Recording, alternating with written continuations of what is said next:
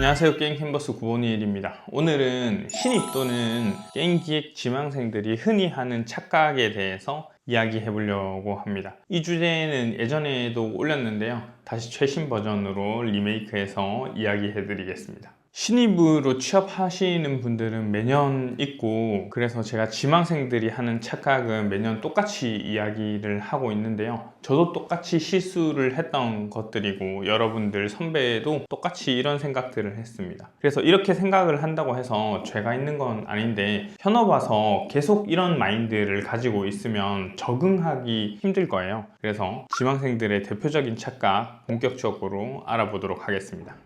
첫 번째는 여러분이 원하는 게임을 만들지 않습니다. 지금도 똑같이 착각하는 지망생들이 많은데요, 취업했다고 해서 고티급 게임이나 AAA급 게임을 만들지 않습니다. 지망생 입장에서는 피해 거짓이나 도깨비 같은 개발에 참여하고 싶은 분들이 많을 건데요, 실제로 그 프로젝트는 가기 쉽지 않고 보통은 모바일 위주로 취업을 많이 하게 됩니다. 원하는 게임을 만드는 프로젝트는 거의 없다고 보시면 됩니다. 팀장이나 실장, 심지어 대표도 내가 만들고 싶은 게임을 만들지 못합니다. 나는 스타크래프트를 이을 RTS 장르를 만들 거야, 콜 오브 듀티를 넘을 FPS 게임을 만들어 볼 거야, 엘든링을 넘는 소울라이크 게임, 젤다와 같은 자유도 높은 게임, 이런 게임을 만들어 보고 싶어서 기획자를 꿈꾸는 지망생들이 많아요. 결론적으로 얘기하면 이런 게임을 만들 프로젝트에 취업할 확률은 0.1%입니다. 프로젝트 볼륨이 작은 게임이라도 원하는 게임을 만들고 싶다면 인디 1인 개발을 하는 것을 추천드립니다. 초반 방향성은 초기 구성원들과 리더가 잡을 수 있어요. 하지만 투자를 받는 과정, 그리고 시시각각 변하는 게임 트렌드 때문에 개발 중에 처음 설계했던 것과 전혀 다른 방향의 게임이 만들어지기도 합니다. 해외에서는 독창적인 프로젝트를 계속 성공시키는 게임들이 종종 보이는데요, 일본의 사이 게임즈처럼 독특하고 개성 있는 게임으로 매출을 올리는 곳도 있습니다. 그렇지만 이런 기업은 전 세계에서 봐도 자주 볼 수 있는 그런 흔한 기업이 아니죠.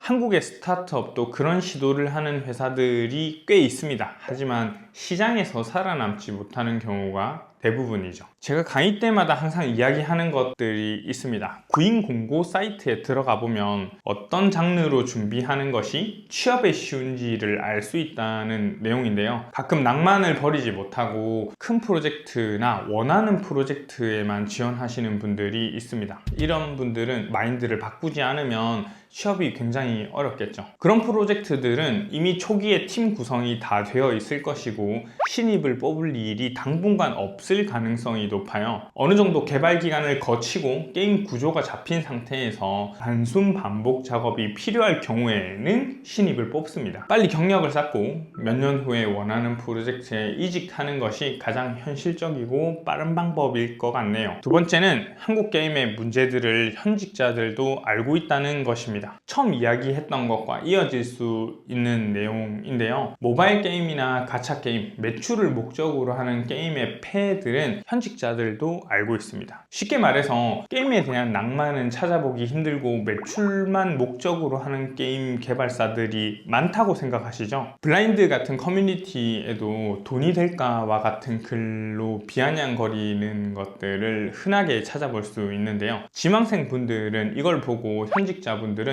전혀 현실을 모르고 있나 라고 의문을 가질 수도 있습니다. 하지만 그 반대로 다 알고 있는 거죠. 회사는 재미있는 게임을 만드는 것이 목표가 아닙니다. 시장에서 성공할 수 있는 게임에 초점이 맞춰져 있습니다. 거기에 재미라는 것은 각각의 주관이 섞여 있기 때문에 여러분들이 재미없다는 게임들도 시장에서는 재밌는 게임으로 평가받을 수 있는 거죠. 수년간 회사를 운영할 자금과 지속성이 있는 게임을 개발한 후에 안정적인 자금이 확보되었을 때 비로소 그 회사가 만들고 싶은 게임에 집중할 수 있습니다. 지망생분들은 현실적인 제약 조건과 시장의 요구를 이해하는 능력을 키워야 됩니다. 바로 게이머의 시각이 아니라 기획자로서 시장을 사업적으로 바라볼 수 있는 관점이 필요한 거죠. 제가 평소에 이런 문제를 얘기할 때 예시를 드는 게임이 리니지가 있는데요, 지망생분들은 한국 게임 개발사들이 리니지 라이크에서 벗어나지 못할까 의문이 들 거예요. 답은 쉽습니다.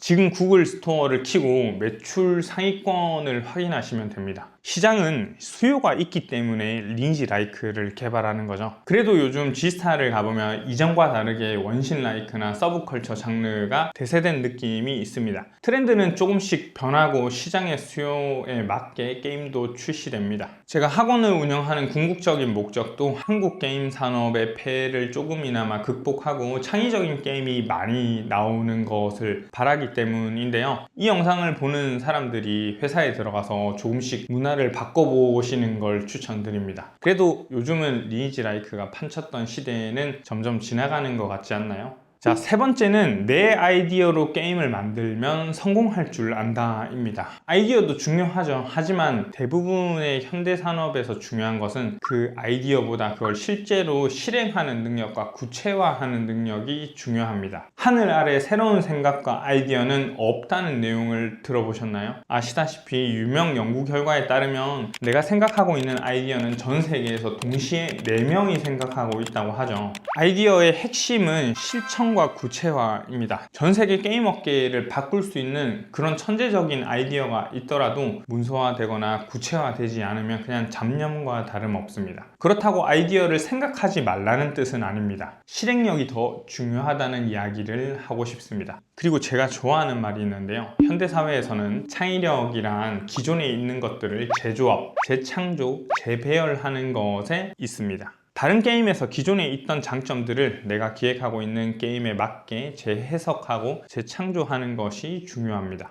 네 번째 지망생들의 착각은 게임 회사는 다른 회사와 다를 줄 안다 입니다. 어느 정도는 맞는 말인데 다른 산업보다 복장도 자유롭고 직책이 없는 경우도 있고 출퇴근도 자유로운 편입니다. 휴가도 자유롭게 사용하는 편이고 업무 시간의 자율성도 보장되죠. 그렇다고 책임 없는 행동을 하면 안 됩니다. 기획과 개발, 디자인, 사업 다양한 팀들이 모여서 협업을 하는 회사입니다. 기획자 본고의 커뮤니케이션 능력이 기본사항으로 괜히 있는 게 아닙니다. 내가 생각이 옳다고 고집 피우는 곳이 아니에요. 팀장의 업무 지시를 잘 수행하고 나의 기획 능력과 커뮤니케이션 능력으로 일정 내의 기획을 완수하는 곳이 회사입니다. 그리고 회사는 이윤을 추구하는 곳입니다. 업무 시간에 게임을 하는 곳이라고 착각하시면 안 됩니다. 본인이 맡은 기획 일 그리고 다른 외의 업무까지 책임감을 가지고 일을 해야 되는 것입니다. 가끔 지망생 중에서 게임 기획자로 취업을 하면 상상하던 판교 IT 라이프가 기다리고 있을 거라고 착각을 하시는 분들이 있는데요. 그런 생각으로 취업을 하게 되면 수습 통과도 못하고 잘릴 수 있습니다.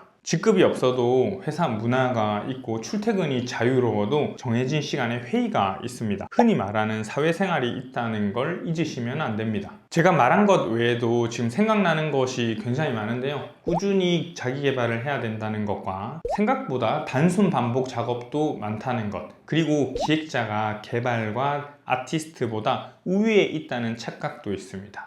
BM을 우선순위로 미루고 재미에만 집중해도 된다는 착각도 있을 것이고 내가 기획을 하면 저거보다 잘하겠다는 착각도 있을 겁니다. 그리고 생각보다 업무 시간이 많다는 착각도 있겠네요. 오늘은 제가 잔소리처럼 이야기를 했는데요. 지망생분들이 취업을 잘 할 수 있다면 더한 소리도 할 수 있습니다. 준비하는 과정에서 현실을 직면하고 포기하는 것보단 나으니까요. 이번 콘텐츠는 여기까지입니다. 행복한 하루 되세요.